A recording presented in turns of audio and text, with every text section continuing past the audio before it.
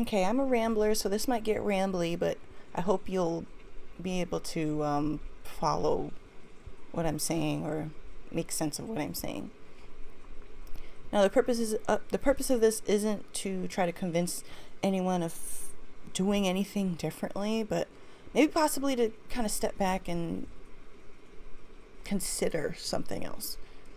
That's the difference between, I feel like, what these two major parties are doing with people, especially the Democratic Party, if I'm being real. It almost seems like they're telling you that they're entitled to your vote, that you owe them to vote for them, when that is not in the spirit of democracy. These votes have to be earned. And I feel like the two parties, Republican and Democrat, have won out for so long that they've forgotten that. All of the conflicts and all of the talking points and all of the world issues, on a world stage, I should say, like with the United States. See, I'm no political scientist, I'm no journalist, I don't have the ins and outs. But from the outside looking in, I can see that these things have almost been normalized and almost glorified and almost expected between these two parties. And these two parties have worked so hard to convince people that they're the only options that they have, and to even consider something else is ridiculous or naive, or you're throwing your vote away, you're spoiling the vote. And again, that circles back to this idea that they're entitled to your vote in the first place. The government is, or at least is supposed to be, for the people, by the people. And if you are not standing on anything that represents said people, if you're not even considering like all people in your policies, or if you're just bulldozing over a mass majority of people's concerns and not even addressing them, what makes you believe that you're entitled to their vote, and that if they vote for something else other than what they're supposed to vote for, like, it's just, oh, you're ruining the system? I don't think that that's the right way to go about it, honestly, especially in a world that's ever changing, especially in a world whose dynamics are constantly shifting. I don't think America, the United States, is as much of the superpower that mayhaps it was in the past. And there's nothing wrong with that, because honestly, we don't need a bully in the race. We don't need a bully in the world forum.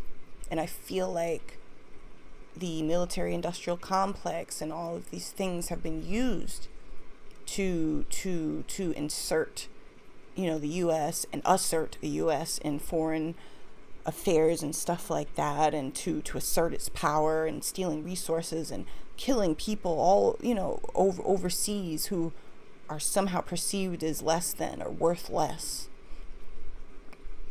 And it's done not in the American people's name, but it's really done in the interests of whatever resources, whatever donors, whatever corporations have any stakes in what happens overseas, in my opinion. And I'm beginning to hear more and more that other people are recognizing or seeing this for themselves as well. So, like I said, I'm no political scientist. I'm not on the debate team. I'm not here to tell anyone to vote differently, but maybe to consider that there are other options. And another option I personally can get behind is that of the Green Party, because their values ultimately represent not just the interests of the upper class or the supposed middle class, the ever shrinking middle class, which really gets smaller and smaller every day with the pressures of the economy and the job market and just the rising cost of living. You and I, we all know the same story. But the Green Party does not take handouts from corporate donors or billionaires or anything like that, and instead is so down to earth, is so grassroots that it's built by people exclusively, that it recognizes the futility and the barbaric, how barbaric it is to still engage in war, to kill hundreds of thousands of people overseas for oil and resources and stuff like that, and to put weapons in the hands of people who want to perpetuate this 1,000-year-old antiquated way of going about things. And I don't think either of the two major parties recognize or want people to recognize that there is possibly a better way of going about things, a more evolved way of going about things. The status quo is their golden calf, and they don't want people to ever think outside of that box. War is just normal. Economic struggle is just normal. Discrepancies between the financial classes is normal. And they'll have people to be satisfied with crumbs tossed at them rather than enacting any real change that would help benefit everyone rather than just the upper class, the elites. It's really for the elites right now, in my opinion. And in so many other people's opinions, to be honest. But with the Green Party, I know, or I can see, that it is so different from the narrative of the Republican or the Democratic Party. In my opinion. I'm not trying to convince anybody, and nobody has to try to convince me. But I just want to put this out there because I think we really should respect free speech, because I don't think, especially the Democratic Party, respects free speech. It's like they try to suppress any sort of media coverage. They try to kick them while they're down, while a new party is trying to emerge. If this truly is a free country, why not let people decide who they vote for rather than inserting these defaults? But I think it's worth considering that maybe the U.S. doesn't have to be that bully. Maybe the U.S. doesn't have to endorse war and pour billions into war every year, draining the American taxpayers, killing people overseas, and in the name of what? False righteousness, and having soldiers, our own soldiers, die in combat and not even be supported when they come home. So many homeless veterans and all this, and can't even receive the support that they need. It's just, nobody wins. From, to quote a famous lyric, nobody wins when the family feuds. And I feel like it's been so manufactured, so designed, so woven into the American culture now that everything is so divisive and nobody likes to hear a different opinion. And if you speak something different, you need to be silenced.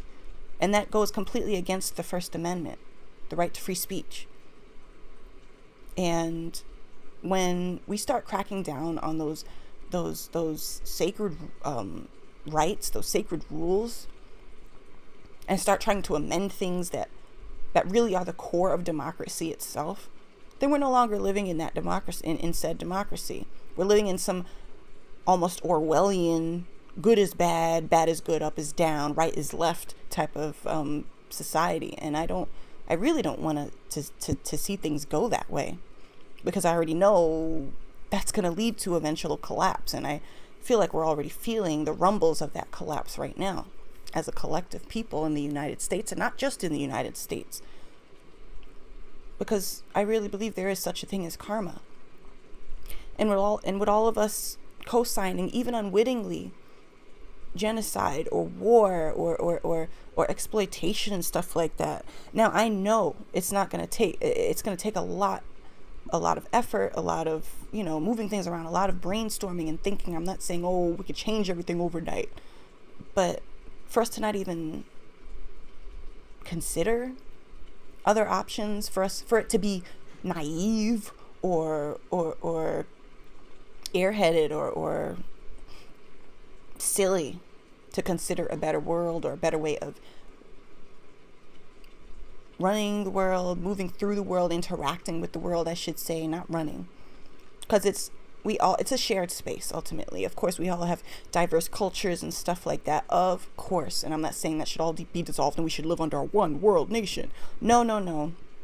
But I think for all of us to get through this, we have to see each other as people. And it's been the design that we don't. There's always these factions, these new groups popping up, and these new talking points and these new arguments that get regular Joe Schmoes like you and I arguing, rather than looking at the real big picture issues that can be solved if we all came together and really thought about it. And we're all stressed and we're all struggling, with the state of the world right now in terms of the economy, and just we're spread very thin, and we're spread thin and we're agitated, and that's what leads to these fights where we don't listen to each other, where we don't consider more, where we think what we have is all we can have, that we to think that we're somehow at the peak, the pinnacle of human society, that we can't get any better than this, and there's no new technologies, there's no new resources or sources of energy that we can even consider, that we have to keep going about things the same way, and to even think about anything else is ridiculous. I don't think that's very forward thinking. And I'll circle back to the Green Party thing.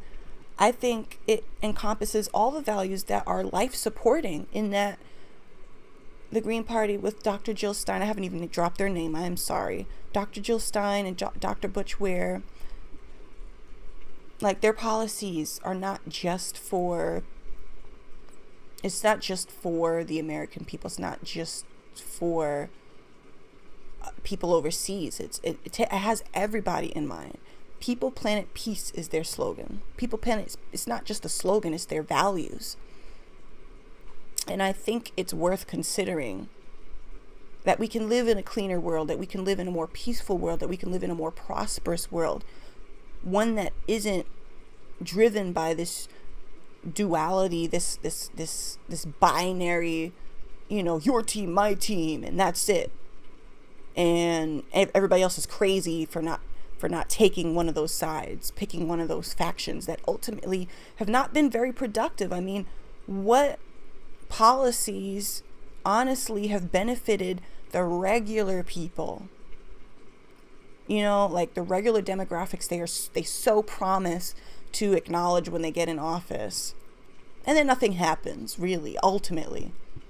There's only been a few instances of major changes in recent history, but Flint still is dirty water, still bombing the hell out of people after 9/11. Like, 20 plus years later, people are, buying houses, buying homes is more and more out of reach for my generation. And if things keep up, the trajectory only gets worse for the ones who come after me, who grow up after me, after us, Gen Z. So what progress really has been made with the administrations of of the Democratic and Republican parties? It's just worth considering that there might be something else. And that's all. Just to consider.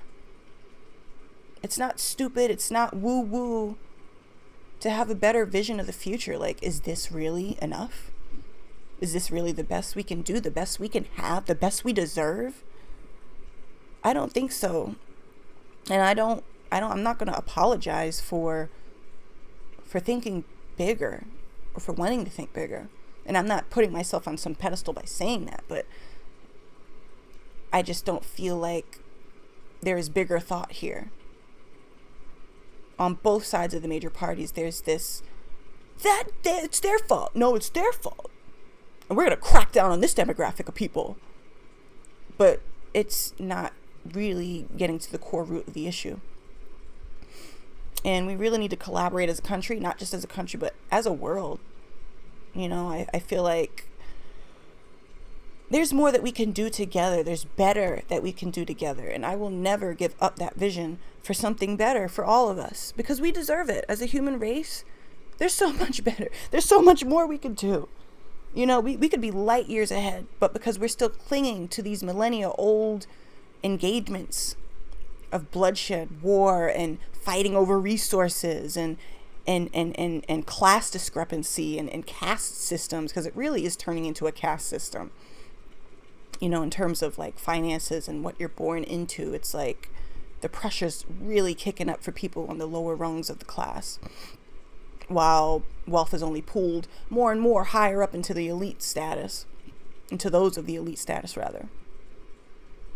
And I don't think it's crazy to think that maybe that can change.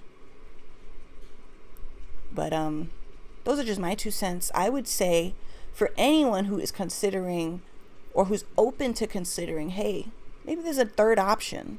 There's actually more than 3 options, but I personally vouch for the Green Party because their values are mine. And you should vote for your values, not because, oh, I don't want that guy to get in office, so I'm just going to vote for the person I don't really want, but lesser of two evils. That's that same argument, lesser of two evils. Evil is still evil, lesser or not. Evil is evil. And is that all we have to choose from? That's what they want you to believe. That's what they would have you believe, is that you don't have a choice, that they're entitled. You owe us this and you'll regret it, and all this fear-mongering nonsense. You have the choice, for the people, by the people. And maybe it's a little too close to the election time to even be talking about this, but it's worth considering it. If it'll reach one person, if it'll have them thinking, hey, it's worth it. I just wanted to put my 2 cents in there, but yeah, please do look up Dr. Jill Stein and Dr. Butch Ware. They are dope. And I believe that you'll believe their policies are dope too. But yeah, that's all I had to say. This turned out to be way longer than I meant for it to be, but I said what I needed to say. Till next time.